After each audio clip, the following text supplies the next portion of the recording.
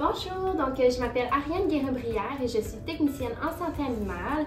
J'ai gradué du Collège La Flèche à Trois-Rivières et puis j'ai travaillé quelques années en refuge. Puis par la suite, j'ai travaillé quelques années également en clinique vétérinaire et puis me voici dans le département de médecine du comportement au centre vétérinaire de Bigny.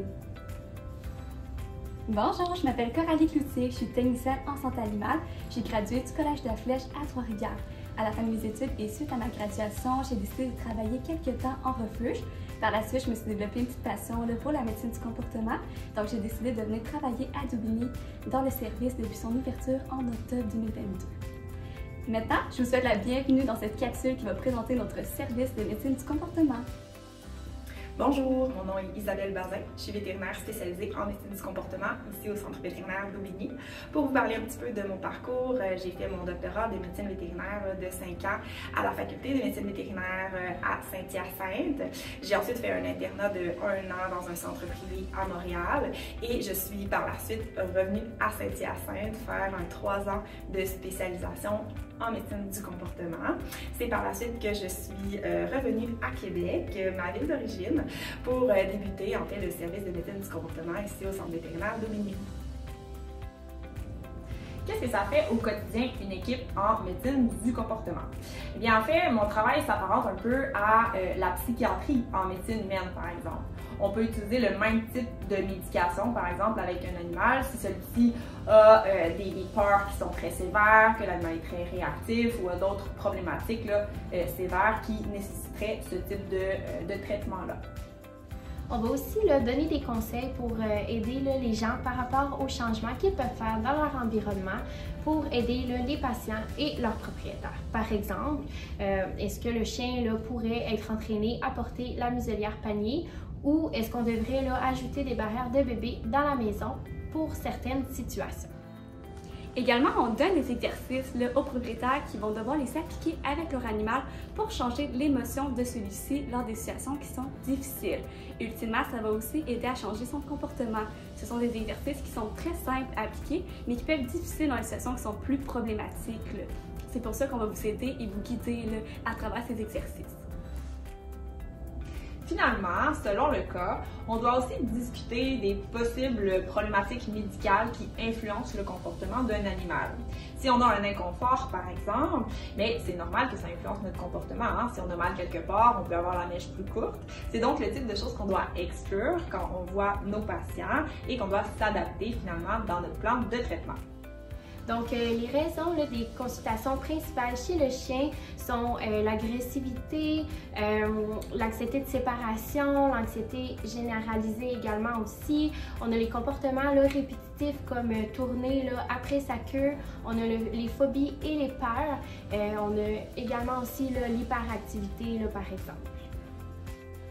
Concernant les patients félins, on les voit souvent pour des problèmes de cohabitation dans la maison, de l'agressivité envers les propriétaires, de la malpropreté ou même des peurs particulières. Chez les perroquets, on les voit pour les cris excessifs, le piquage ou l'agressivité. Nous offrons des consultations en présentiel, mais également en télémédecine. L'idéal, c'est de voir le patient au moins une fois lors de la consultation initiale en présentiel, puis une fois par année. Ceci dit, si c'est pas quelque chose qui est possible, question distance, localisation par exemple, eh bien, on peut tout de même faire les consultations par télémédecine, même la première. La seule chose, c'est que l'animal doit être suivi annuellement par un vétérinaire habituel avec qui notre équipe peut communiquer pour s'assurer que l'animal est en santé. Donc, une première consultation typique dure entre 1h30 et 2 heures. Et puis, on va demander au propriétaire de remplir un questionnaire avant la première consultation. Puis, on va également demander le dossier médical de l'animal. Et puis, pendant la consultation, en fait, on va détailler les différentes situations problématiques pour l'animal. Et on va également discuter des attentes par rapport à son évolution dans le temps. Par la suite, nous allons mettre en place un plan qui comprend des changements environnementaux, des exercices, de la médication ou des produits naturels selon les problématiques de votre animal. Également, si vous travaillez avec un intervenant canin et que celui-ci travaille de façon appropriée, cela nous fera plaisir de travailler en collaboration avec celui-ci. Quand on parle de méthode d'entraînement appropriée, Qu'est-ce qu'on veut dire? En fait, on veut surtout éviter les méthodes qui pourraient être aversives pour votre animal. Ces méthodes-là sont basées sur la peur et elles peuvent en fait faire détériorer le comportement de votre animal. C'est donc très risqué et puis c'est rarement le type de relation qu'on souhaite avoir avec notre animal. Notre salle de consultation est très grande et vous ne devriez pas là, rencontrer d'autres patients lors de votre arrivée ou lors de votre sortie, car nous avons là une entrée indépendante qui est située sur le côté du bâtiment. Donc, ça facilite là, bien les choses pour nos patients le plus réactifs ou nos patients là, qui ont très peur. Les consultations se font dans le calme et dans le respect de votre animal. Également, nous allons nous ajuster selon vos attentes et vos connaissances en entraînement et par rapport à la médication.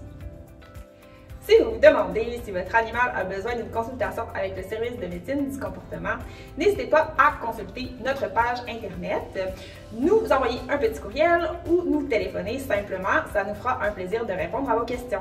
En espérant que cette petite capsule vous a été utile, merci de nous avoir écoutés.